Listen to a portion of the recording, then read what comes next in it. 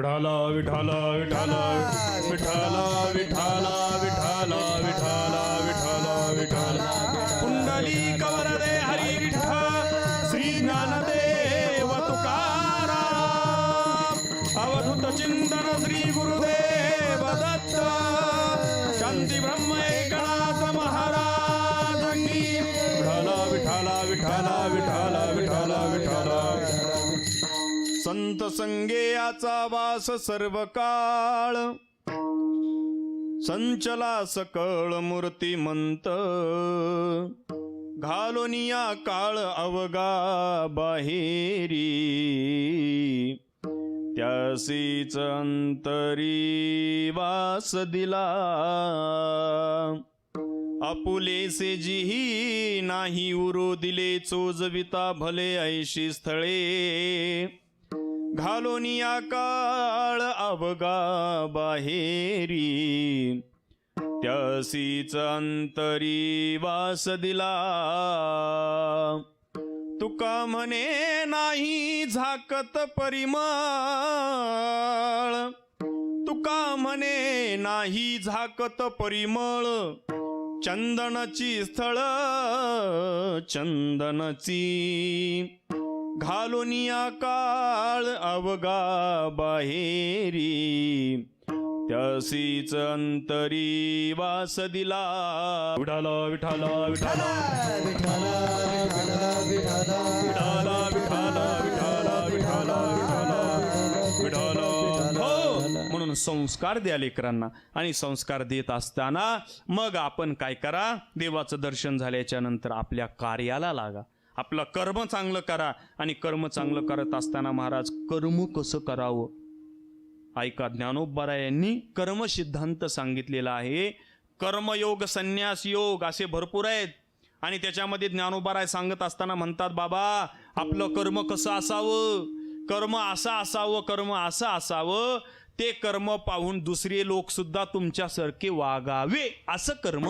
असावं विठाला विठाला विठाला विठाला विठाला विठाला विठाला म्हणून कर्म चांगलं करा काय कर्म जीवनामध्ये जीवन जगत असताना पाप आणि पुण्य या दोन्हीचं संचयन प्राप्त झाल्याच्या नंतर योग्य झाल्याच्या नंतर मनुष्य जन्म आहे आणि हे कर्म जर योग्य केलं ना तर जीवनामध्ये कशाचीच कमतरता भासत नाही म्हणून मग दैनंदिन चांगलं कर्म करा आणि कर्म करत असताना उपासना दान धर्म ज्ञान यज्ञ याग योग याच्यामध्ये सहभाग नोंदवा जर तुम्हाला 1,00,000 रुपयाची जर पगार महिन्याला असेल ना तर वर्षाच्या काठी त्या 1,00,000मधले 10,000 तुम्ही काय करा चांगल्या कार्याला द्या अन्नदान करा नामचिंतन करा आणि ते 1,00,000तले 10,000 जर नामचिंतनाला वर्षाच्या काठी जर ठेवलात ना तर ते 90,000 योग्य रीतीने टिकून राहतील त्याची वाढ होईल आणि जर जशाला तसे तुम्ही जर साठवून ठेवलात ना गतुड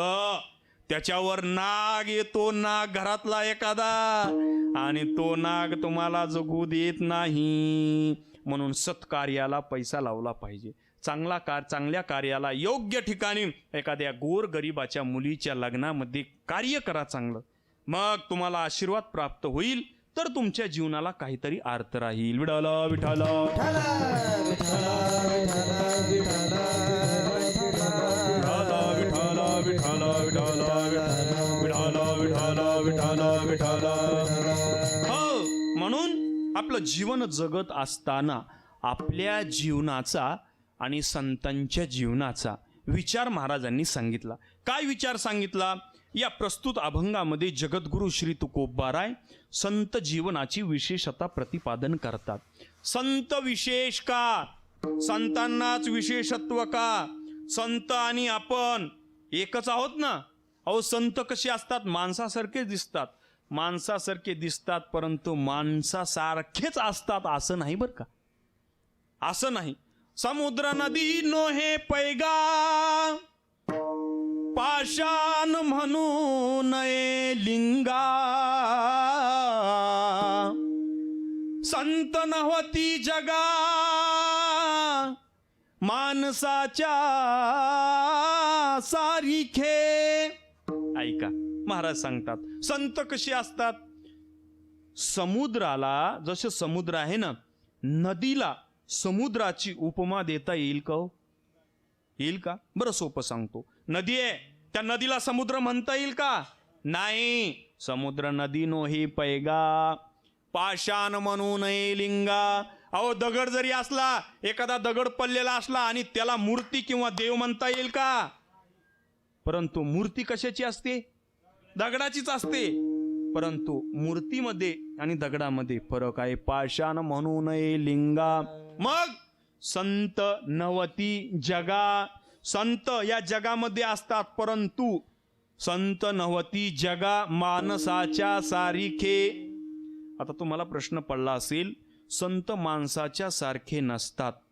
आणि तुम्ही तर म्हणालात ना, संत ही माणसासारखेच असतात. आता बघा ना तुम्ही, आता आपल्या भागामध्ये शांती ब्रह्म नाथ महाराज माणूसच होते ना.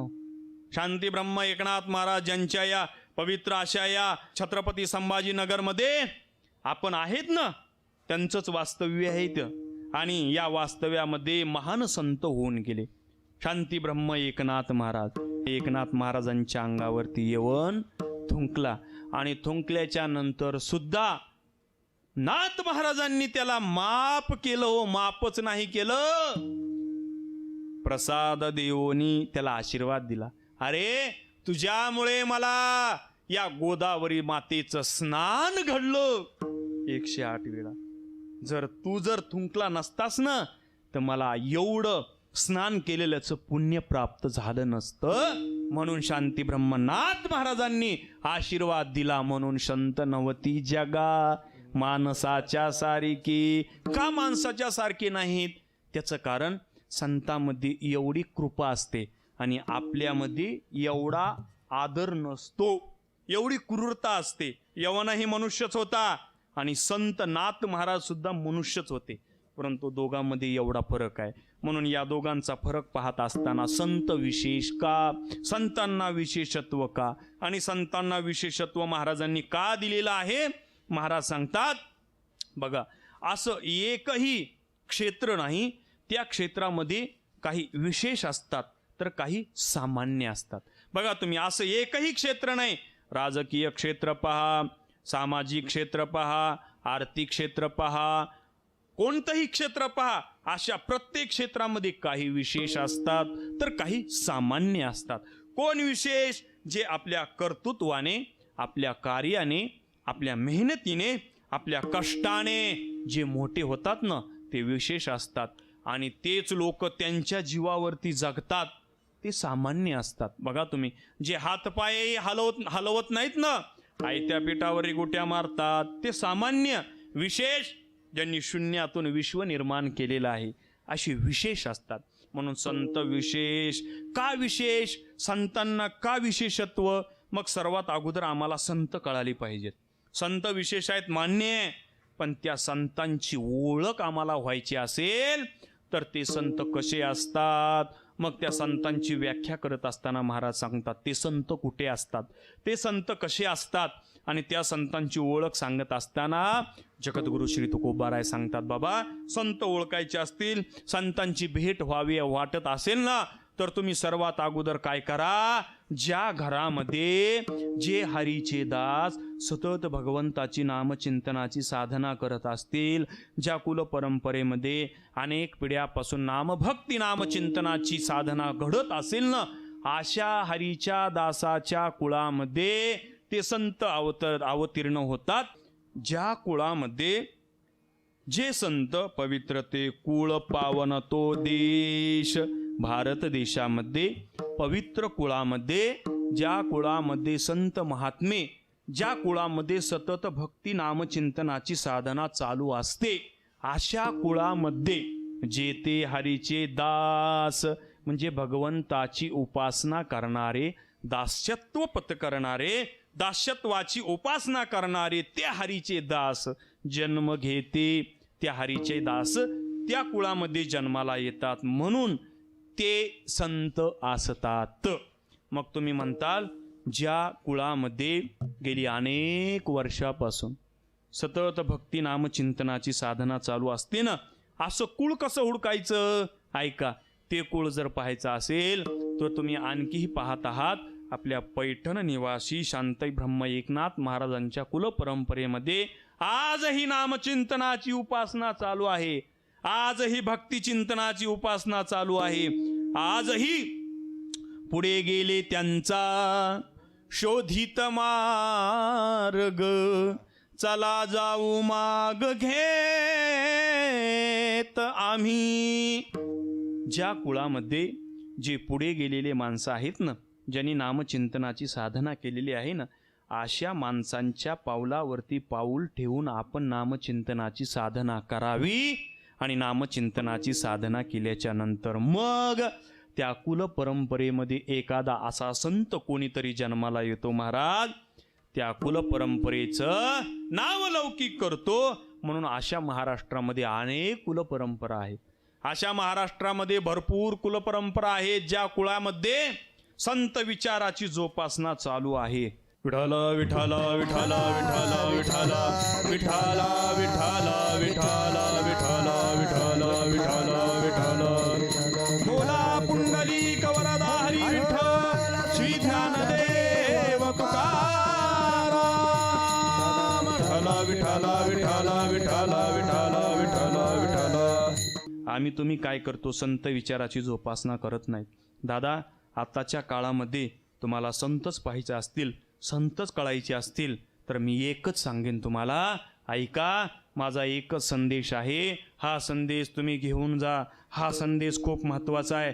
जर तुमच्या घरामध्ये ज्ञानेश्वरी आणि जर तुमच्या घरामध्ये गाथा असेल ना, त्या गाथेवरती डोकं ठेवा आणि त्या ज्ञानेश्वरीवरती डोकं ठेवा. यांच्यापेक्षा संत कोणते श्रेष्ठ नाहीत हे ध्यानात ठेवा. जर तुम्ही नित्य नेमाने ज्ञानोबरायांच्या ज्ञानेश्वरीवरती डोकं ठेवलं ना, तुकोबरायांच्या गाथेवरती जर डोकं ठेवलं ना, बस तुम्हाला एक ना एक दिवस संत महात्मे कळतील. अहो, त्या जड बुद्धीच्या रेड्यावरती ज्ञानोबरायांनी हात ठेवला तर तो रेडा म्हशीचा पुत्र वेद बोलू लागला. आणि आपण तर बुद्धिवान माणसं आहेत की हो, आपण जर ज्ञानेश्वरीची एक तरी ओवी अनुभवावी, एक जरी तुम्ही ओवीला स्पर्श केलात ना, बस तुमच्या जीवनाचा उद्धार झाला म्हणून समजा. विठाला विठाला विठाला विठाला विठाला. हो, म्हणून संत विशेष का आपल्या सहवासातच असतात आणि सहवासात असून सुद्धा ते अलग राहतात. कसे राहतात संत विशेष? संत कुठे असतात? ज्या हरीच्या दासाच्या कुळात सतत नामचिंतनाची साधना होती ना, जे ते हरीचे दास जन्म घेते ते संत असतात. ठीक आहे महाराज, संत कळाले.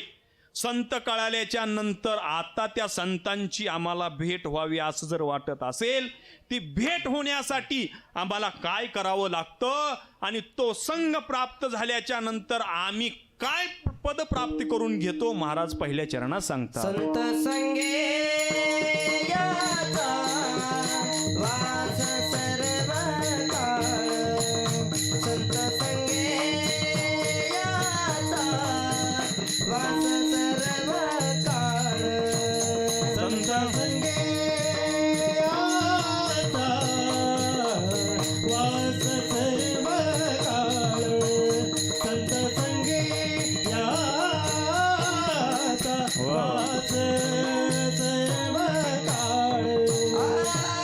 संतला सकळ मूर्तिमंत, संतला सकळ मूर्तिमंत, घालून या काळ बघा बाहेर, घालून या काळ बघा बाहेर. संचला सकळ मूर्तिमंत, संतला सकळ मूर्तिमंत, घालोनिया काळ अवघा बाहेरी. घालून या काळ अवघा बाहेर. संत श्रेष्ठ जगद्गुरु श्री तुकोबाराय अभंगाच्या प्रथम चरणामध्ये संत जीवनाची विशेषता प्रतिपादन करतात. संत का विशेष? त्याचं मी तुम्हाला आत्ताच वर्णन सांगितलेलं आहे. संत आपल्यामध्येच असतात, परंतु ते आगळे वेगळे असतात. कसे आगळे वेगळे मी सांगून गेलो. संत नवती जगा माणसाच्या सारिके, माणसासारखे असतीलच असं नाही. मग तुम्हाला प्रश्न पडला असेल, संत तर माणसासारखे दिसतात ना हो, मग महाराजांनी दिलेलं प्रमाण काय योग्य आहे का चुकीचं आहे? ऐका, महाराजांचा सांगण्याचा उद्देश असा आहे, संत हे माणसासारखेच असतात, परंतु संतांचं जीवन हे अलिप्त असतं. अलिप्त कमळ जळी जैसे. ऐका, सागर पाहिलाय आपण, तलाव पाहिलेला आहे. त्या तलावामध्ये कमळ असतं, कमळ, आणि त्या कमळावरती पाणी पडतं बघा. त्या कमळावरती पाणी पडल्याच्या नंतर एकही थेंब त्या कमळाच्या फुलावरती, त्या पाकळीवरती राहत नाही. का राहत नाही? पाणी तर सर्व बाजून आहे ना, परंतु पाणी असून सुद्धा अलिप्त कमळ, जसं कमळ त्या तलावामध्ये असतं ना, परंतु स्वतंत्र असतं, कसल्याही पद्धतीचा आपल्या अंगाला पाण्याचा स्पर्श होऊ देत नाही, तसं संत महात्मे आपल्यामध्ये राहतात, परंतु कसल्याही प्रकारचा आपल्या जीवनाला छेद लागू देत नाहीत, कसल्याही प्रकारची बाधा लागू देत नाहीत. त्यांना संत म्हणतात. महाराज म्हणतात, संत संगे याचा वास सर्व काळ. का संतांचा वास असावा? संत का विशेष असतात? आणि संत महात्म्यांचं जीवन कसं असतं बघा तुम्ही. संत महात्मे हे परिच्छिन्न असतात, संत महात्मे हे अलिप्त असतात, संत महात्मे या विश्वामध्ये असतात, परंतु वेगळे असतात. कसे असतात सांगतो तुम्हाला. एकदा असा प्रसंग झाला, परिसा भागवत नावाची एक व्यक्ती होते, आणि त्या परिसा भागवतांच्या घरी परीस नावाचा एक दगड होता. काय होता? परीस. आताच्या काळामध्ये परीस हे आपल्याला पाहायला सुद्धा मिळणार नाही. परीस म्हणजे काय? तो परीस नावाचा दगड जर लोखंडाला लावला ना, तर त्या लोखंडाचं सोनं होत व्हायचं, त्या लोखंडाचं सोनं व्हायचं. तो परीस होता. आणि एका दिवशी महाराजांच्या पत्नीला वाटलं, या भागवतांच्या घरी, परिसा भागवतांच्या घरी दररोज गोडधोड होतंय, म्हणून एका दिवशी गंगेवरती स्नानाला गेल्याच्या नंतर परिसा भागवतांच्या मंडळींना, महाराजांच्या मंडळींनी प्रश्न केला, हो आपल्याकडे परीस आहे म्हणे, आपल्याकडे परीस आहे, आणि तो परीस आम्हाला एक दिवस दिला तर बरं होईल. बघा तुम्ही, महिला मंडळीचं असं असतं, माणसं सांगतो तुम्हाला, व्यावहारिक जीवनामध्ये महिला मंडळी ज्यावेळेस ती धुण्यासाठी एकत्र येतात, त्यावेळेस ह्या घरातलं थोडं, त्या घरातलं थोडं, त्या घरातलं थोडं, सगळं त्या धुण्या सगट आपटू बाजूला काढतात. माय तुझ्या घरी आज काय झालं? लगेच ती शेजारची सांगते, माय माझ्या घरी सासूनं मला सांगितलं की मला विचारल्याशिवाय ताक द्यायचं नाही. ताक जर मला न विचारता दिलीस, तुझी माझी काट. विठाला विठाला विठाला विठाला विठाला विठाला विठाला विठाला विठाला विठाला विठाला विठाला बोला पुंडली कवरदा हरी विठ्ठल श्री ध्यानदेव तुकाराम. विठाला विठाला विठाला विठाला विठाला विठाला. महाराजांच्या मंडळींनी विचारलं, अहो जर तुम्ही आम्हाला परीस जर दिला तर आमच्या घरी थोडं गोडधोड करू. असं म्हटल्याच्या नंतर, देते परीस, पण मी माझ्या मालकाला न विचारता देत आहे बरं. मी माझ्या मालकाला विचारणार नाही, तुम्हाला देत आहे, पण दुसऱ्या दिवशी मला परीस दिला पाहिजे. ठीक आहे म्हटले, आणि तो परीस दिला. आणि परीस दिल्याच्या नंतर नाथ महाराजांच्या मंडळींनी काय केलं, महाराज थोडं लोखंडाला तो परीस लावला, आणि परीस लावल्याच्या नंतर त्याचं थोडं सोनं केलं, आणि त्या सोन्यापासून थोडे पैसे आणले, आणि गोडधोड काहीतरी घरामध्ये करावं, काहीतरी जीव घालावा आपल्या मालकांना, म्हणून महाराजांच्या मंडळींनी थोडं स्वयंपाक सुंदर केला. आणि स्वयंपाक सुंदर केल्याच्या नंतर महाराज मंदिरामधून आले. दरवाजात पाऊल ठेवता क्षणी महाराजांना श्वास यायला लागला. घरामध्ये आज काहीतरी गोडधोड होत आहे, आज घरामध्ये काहीतरी पंचपक्वान्न तयार होत आहेत. परंतु महाराजांना माहिती होतं आपल्या घरामध्ये काहीच नाही, पण आज गोडधोड कस काय, काय कारण? महाराजांनी प्रवेश केला, स्वयंपाकगृहात गेले, आणि महाराजांनी विचारलं, आज कस काय, काय बेत आहे, काय निमित्त काय? असं विचारल्याच्या नंतर काही नाही परिसा भागवताकडे गेले होते आणि परिसा भागवताकडून परीस आणला होता आणि तो परीस आणून काय केला, थोडं सोनं तयार केलं आणि सोनं तयार केल्याच्या नंतर ते सोनं लोखंडाला लावलेलं होतं आणि लोखंडाचं सोनं तयार करून काहीतरी गोड जेवू घालावं हा माझा उद्देश होता. असं म्हटल्याच्या नंतर कुठं आहे तो परीस? महाराजांनी विचारलं, परीस कुठं आहे? त्यावेळेस आहे परीस. नाही दाखवा मला परीस. महाराज तो परीस बघितल्याच्या नंतर महाराजांनी परीस घेतला आणि तो परीस हातामध्ये घेऊन दिला गंगेमध्ये टाकून. महाराज राग आला ना. अहो एका परिसापासून सोनं उत्पन्न होत असेल, परिसा भागवतांच्या मंडळीने तो परीस दिलेला, आता परत द्यायचा कसा? त्यावेळेस महाराजांच्या मंडळींनी विचारलं, आता करायचं काय? तुम्ही तर परीस हिबाळून दिला, करायचं काय करायचं? असं म्हटल्याच्या नंतर त्यावेळेस काही नाही केलं. जेवण वगैरे झाले आणि झाल्याच्या नंतर ते सांगितलं परीस मागण्यासाठी त्याची मंडळी परिसा भागवतांची आली आणि आल्याच्या नंतर त्यांनी विचारलं परीस द्या. त्यावेळेस महाराजांच्या मंडळींनी सांगितलं परीस नाही. आमच्या महाराजांनी गंगेमध्ये परीस टाकून दिला. हे जर आमच्या मालकांना कळालं तर कसं होईल? परिसा भागवतांना कळाल्याच्या नंतर कसं होईल? असं म्हटल्याच्या नंतर आता करायचं काय?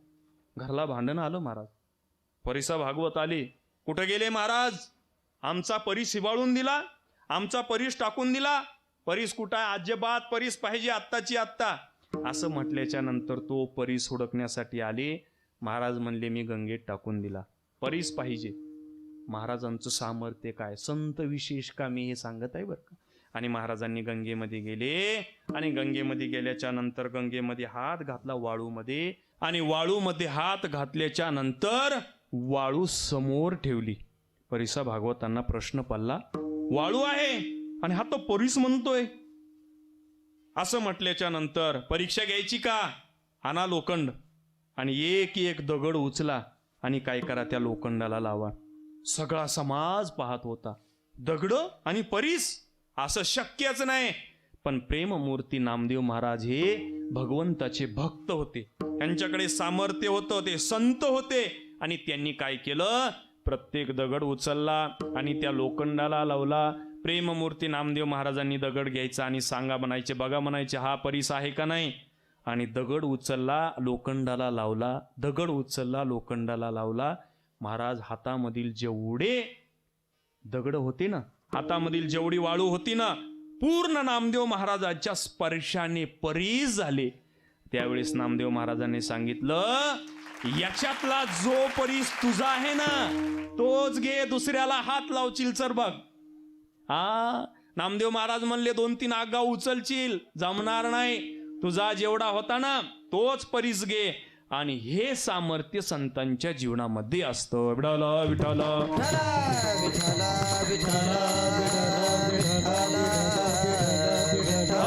म्हणून जगद्गुरु श्री तुकोबाराय सांगता, संत संगे याचा वास सर्व काळ. ते संत असतात ज्या संतांचं सामर्थ्य अलौकिक असतं, ज्या संतांचं सामर्थ्य वेगळं असतं, ज्या संतांचं सामर्थ्य समाजापेक्षा अलिप्त जीवन ज्यांचं जगणं असतं ना, त्यांना संत म्हणतात. मग संत संग कसा मिळतो संतांचा? संतांचा संग प्राप्त करून घ्यायचा असेल किंवा संत कळायचे असतील तर आम्हाला काय करावं लागेल? महाराज सांगतात, संत संगे याचा वास सर्व काळ, संचला सकळ मूर्तिमंत. महाराज संत आम्हाला ओळखू द्या, संत कळू द्या. त्यावेळेस महाराजांनी प्रसंग सांगितला. काय प्रसंग सांगितला? ऐका. संत कसे असतात? संत आपल्या सोबत राहतात परंतु लक्षात येऊ देत नाही, ते संत असतात. दृष्टांत महाराजांनी सांगितला. काय? चिक्कू असतो ना, चिक्कू असतो. एक चिक्कू कमीत कमी 2 किलोचा किंवा 3 किलोचा असतो, बरोबर आहे? म्हणजे तुम्ही आणखी जागे आहेत. किती किलोचा असतो? बोला की. 100 ग्रॅम, जास्तीत जास्त 150 ग्रॅम, बरोबर आहे? एक चिक्कू कमीत कमी 150 ग्रॅम किंवा 100 ग्रॅमचा असतो. तुम्ही आणखी जागे आहेत? मला उत्तर पटापट द्या. एका चिक्कू घेतल्याच्या नंतर त्या चिक्कूचा वरचा भाग खाल्ला जातो आणि मधला भाग टाकून दिला जातो. बोला की. कसा आहे? वरचा भाग टाकून दिला जातो आणि मधला भाग खाल्ला जातो. वा, इथले श्रोते हुशार आहेत बरं का. ऐका, तो चिक्कू ज्यावेळेस आपण चिक्कू घेतो ना, चिक्कूचा वरचा भाग टाकून दिला जातो, मधला गर खाल्ला जातो. बरोबर आहे. आणि त्या चिक्कूमध्ये बी असतं का नाही हो? असतं. म्हणजे तुम्ही चिक्कू खाल्लेली माणसं आहेत, हुशार माणसं आहेत, ऐका मला उत्तर द्या. ज्यावेळेस चिक्कू फोडला जातो ना, चिक्कू फोडल्याच्या नंतर त्या चिक्कू मध्ये बी असतं. बरोबर आहे. त्या बियाला कमीत कमी त्या चिक्कूचा कमीत कमी 5 ग्रॅम 10 ग्रॅम भाग लागलेला असतो. कसं आहे इकडं? बरोबर आहे. नाही, म्हणजे चिक्कू फोडल्याच्या नंतर त्या चिक्कूमध्ये बी असतं ना, ते बी स्वच्छ निर्मळ सालस त्या चिक्कूमध्ये असतं. परंतु त्या चिक्कूच्या आकाराचा थोडकाही भाग आपल्या अंगाला लागू देत नाही. त्यालाच चिक्कूचं बी जसं स्वच्छ निर्मळ अलिप्त असतं ना, तसं संसार रूपी सागरामध्ये संत महात्मे नावाचा व्यक्ती असतो. त्या संत महात्म्या नावाच्या व्यक्तीला कसल्याही प्रकारची बाधा संसाराची न होऊ देता निर्मळ स्वच्छ सालस असं बाहेर निघतो. त्यांना संत म्हणतात. विठाला विठाला विठाला विठाला विठाला विठाला विठाला विठाला विठाला विठाला विठाला विठाला विठाला. संत कोणाला म्हणायचं? चिक्कू मध्ये जसं बी स्वच्छ निर्मळ सालस असतं ना, तसं संत महात्म्यांचं जीवन सुद्धा स्वच्छ निर्मळ आणि सालस असतं. ते सुद्धा चिक्कू मध्येच राहतात. संत महात्मे संसार रूपी चिक्कूत राहतात, म्हणजे संसार रूपी सागरात राहतात. पण आपल्या अंतकरणाला कसल्याच प्रकारची अहंकाराची काम क्रोध विकाराची बाधा थोडीही चिटकू देत नाहीत. त्यांना संत म्हणतात. हेही कळालं नसेल, आणखी सोपं करतो. वाळलेलं नारळ असतं का? वाळलेलं नारळ, वाळलेलं नारळ फोडल्या फोडल्या ते नारळ त्या कवटीला चिटकून धरलेलं असतं. बरोबर आहे का? मग कसं असतं? मोकळं असतं. ते असं खडखड खडखड खड वाजतं का? हा, वाळलेलं नारळ. वाळलेलं नारळ असं फोडलं, आतमधून त्या कवटीला सोडून दिलेलं असतं त्यानं, आतमधून खोबळा बाहेर येतो. बरोबर आहे ना? तसं संसार रूपी या नारळामध्ये संत महात्मे खोबळ्यासारखे असतात. गड गड गड गड गड गड वाजतात. नारळ फोडलं, नारळ अलगद खोबळा बाहेर निघतात. त्यांना संत म्हणतात.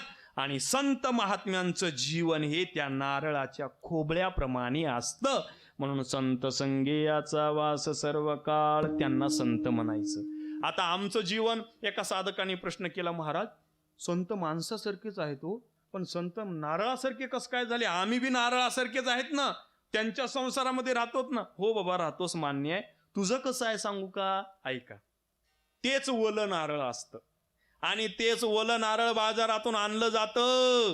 पोळ्याच्या दिवशी 10-15 देवांना नारळ फोडले जातात आणि ते नारळ फोडलं जातं. नारळ फोडल्याच्या नंतर त्या ओल्या नारळातून सर्व नारळ बाहेर निघून जातं का आतमध्येच राहतो?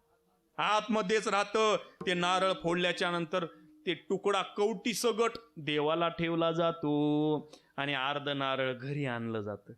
आणि घरी आणल्याच्या नंतर सगळ्यात अगोदर कुठं जातं माहितीये का? स्वयंपाकगृहात. आणि स्वयंपाकगृहात गेलं की मग काही शस्त्र येतात बघा, शस्त्र त्याला काढण्यासाठी.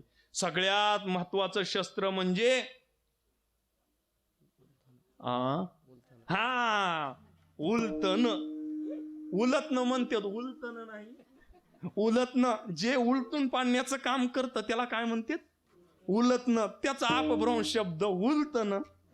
अहो तसं नाही. ते काय करतात महिला मंडळी आमच्या, ते लोखंडी उलटणं घेतात आणि त्या नारळाला खिसू खिसू बाहेर काढतात. बरोबर आहे ना? तरी ते नारळ एवढं चॅप्टर असतंय, त्याला चिटकून बसतंय. ज्या वेळेस उलटणं सुद्धा काम करत नाही त्यावेळेस त्या नारळाचा तुकडा आमच्या लहान लेकराकडे येते आणि मग ते लहान लेकराकडे तुकडा आला, ते दातानं वरबडून काढतो. तरी बी ती चिटकल्याला निघत आहे का हो? मी हे कुणाचं सांगालोय? तितक्या लांबून येऊन नारळाचं सांगायला आलोय इथं? हे तुमचं सांगालोय मी. संसारातून किती सांगा हो, एवढा या झी टॉकीजच्या माध्यमातून भारतभर कार्यक्रम होत आहे. लवकर या म्हटलं तरी बी घरातून बाहेर निघतच नाही. भजनच चालू झालं नाही, महाराजांना विनाच घेतला नाही. त्या नारळाला चिटकून बसल्यासारखं तुमचं जीवन आहे. संत महात्म्य तसं नाही. कीर्तनाला म्हटलं सगळं सोडून द्यायचं आणि इथं यायचं. इथं येणं म्हणजे सत्कार्य आहे. इथं येणं म्हणजे जीवनाचा उद्धार आहे. इथं येणं म्हणजे आपल्या जीवनाचा उद्धारच नव्हे तर आपल्या जीवनाचं ध्येय आहे. इथं येणं म्हणजे आपल्या जीवनामध्ये जे काही परमार्थाची साधना करत आहोत ना त्याची फलश्रुती आहे. या संसार जीवनाची फलश्रुती प्राप्त करून घ्यायची असेल तर परमार्थ आहे, नामचिंतनाची साधना आहे. म्हणून संत संगे याचा वास सर्व काळ संचला सकळ मूर्तिमंत. काही साधकांनी प्रश्न केला, महाराज मान्य आहे हो संत जीवन विशेष आहे, पण संतांचं जीवन प्राप्त करून घ्यायचं असेल तर संत होत असताना त्यांच्या अंगी कोणते गुण आवश्यक आहेत दुसऱ्या चरणामध्ये सांगा. घालवणीया काळ अवघा बाहेरी, घालवणीया काळ अवघा बाहेरी, घालवणीया काळ अवघा बाहेरी, घालवणीया काळ अवघा बाहेरी. तशीच अंतरी, तशीच अंतरी वास दिला, वास दिला, घालवणीया काळ अवघा बाहेरी, घालवणीया काळ अवघा बाहेरी. त्यासेच अंतरी वास दिला, घालवणीया काळ अवघा बाहेरी, घालवणीया काळ अवघा बाहेरी. घालोनिया काळ अवघा बाहेरी त्यासीच अंतरी वास दिला. आम्हाला संत कळाले. कसे संत? चिक्कूमध्ये बियाप्रमाणे स्वच्छ निर्मळ असतात त्यांना संत म्हणायचं. संसार रूपी सागरात राहतात परंतु निर्मळ स्वच्छ सालस असतात त्यांना संत म्हणायचं. पण संतत्वाला प्राप्त होत असताना त्यांच्या अंगी कोणते गुण असावे, कोणती बाधा नसावी. घालोनिया काळ. आता इथं काळ हा शब्द आलेला आहे. घालोनिया कोणता काळ? वर्तमान काळ, भूतकाळ, भविष्य काळ असं नाही बरं का, अजिबात नाही. काळ या शब्दाचा अर्थ इथं महाराजांनी असा केलेला आहे, आपल्या अंतकरणामधील जे काही विकार आहेत ना, जे काही बाधा शिल्लक राहिलेली आहे ना. कोणती बाधा?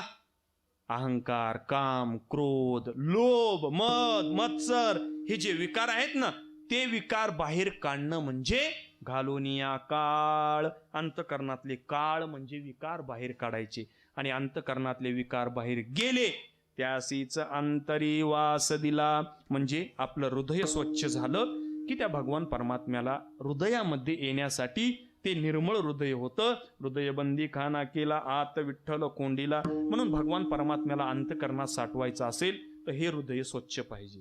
हे हृदय स्वच्छ झालं ना. मारुतीरायांनी हे हृदय स्वच्छ केलं. हे हृदय स्वच्छ केलं. सीता मातेने प्रश्न केला, मारुतीराय तुला काय द्यायचंय? सगळ्यांनी सांगितलं काय द्यायचंय, सगळं द्या. दिले, सगळ्यांना दिलं. युद्ध झाल्याच्या नंतर त्यावेळेस प्रभू रामचंद्रजींनी सांगितलं मारुतीला काहीच द्यायची आवश्यकता नाही, काहीच द्यायचे, काहीच घेत नाही, तो निस्वार्थी आहे. आणि त्यावेळेस विचारल्याच्यानं नाही, सीता मातेने सांगितलं मला द्यायचंय. मारुतीला बोलून घेतलं आणि मारुतीरायाला बोलून घेतल्याच्या नंतर मारुतीरायाला रत्न जडित रत्नाची माळा दिल्या. मारुतीरायाने गळ्यात घेतल्या आणि टणकण उडी मारून झाडावर जाऊन बसले आणि एक एक मणी दातानं फोडू लागले. प्रभू रामचंद्रजी म्हणले बघ त्या मारुतीरायाकडं.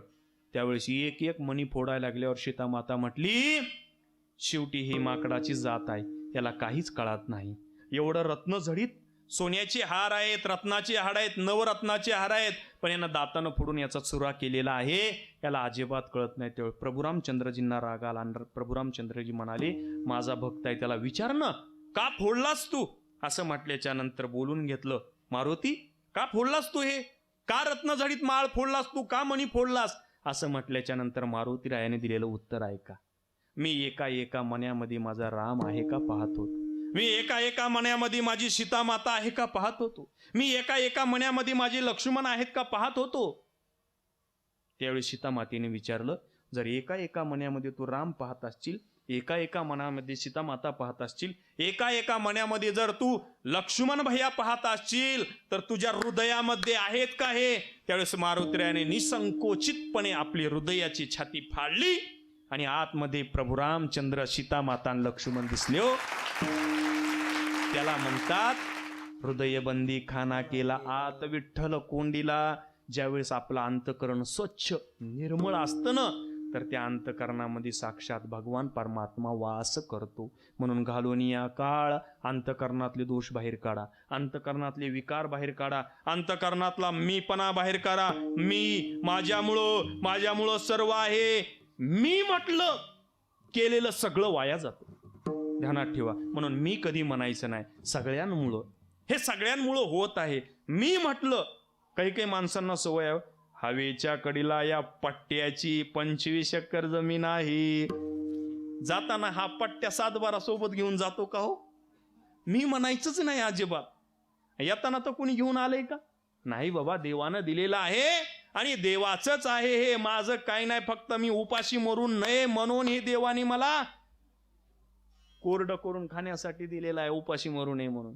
हा, देवाचं आहे. आपलं जर असल, जाताना कोण 25-20 एकरचा 7-12 सोबत घेऊन जाणार आहे सांगा?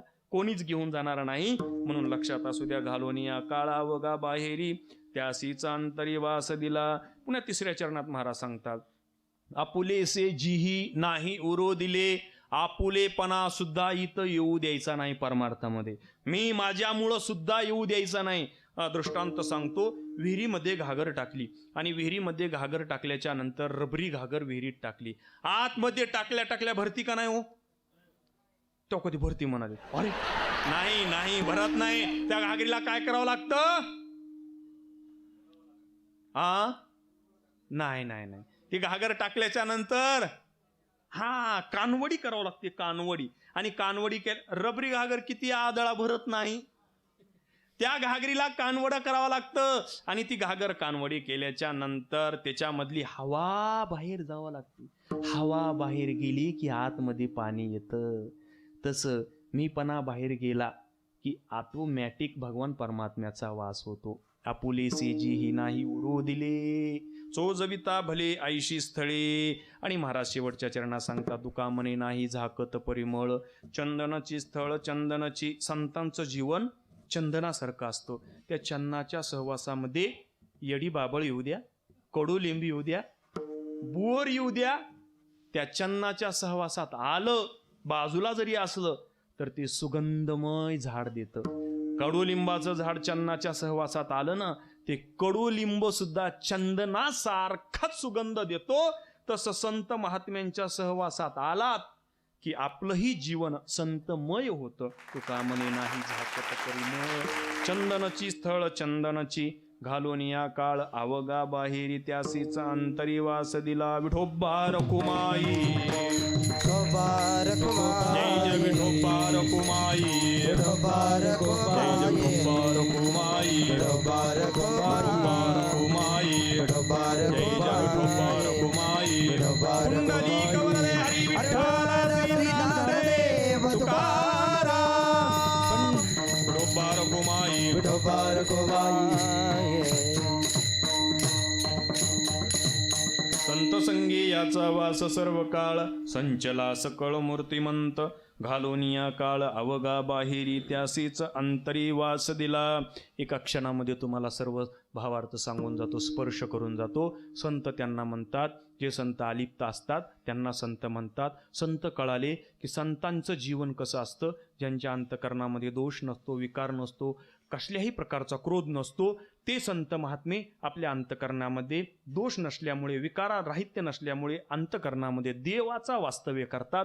आणि देव हृदयात आल्याच्या नंतर अंतकरण हे देवमय होतं. आणि अंतकरण देवमय झालं की मीपणा शिल्लक राहत नाही. आणि त्यावेळेस मग त्या संतांच्या सहवासात जो कोणी येडा गबाळा, लहान थोर जो कोणी येईल तो संतमय होतो. त्या संतांच्या सहवासात आल्यामुळे त्यांचा सुद्धा उद्धार होतो. त्यांना संत म्हणतात. तसंच आपल्या जीवनाचा उद्धार करून घ्यायचा असेल तर संत महात्म्यांच्या सहवासात जा. ज्ञानेश्वर माऊली, जय जय ज्ञानेश्वर माऊली, जय जय जय ज्ञानेश्वर माऊली, ज्ञानराज माऊली, जय जय ज्ञानेश्वर माऊली, ज्ञानराज माऊली तुकाराम. विठ्ठल जय जय विठ्ठल, जय विठ्ठल जय जय विठ्ठल, जय विठ्ठल जय जय विठ्ठल, जय विठ्ठल जय जय विठ्ठल.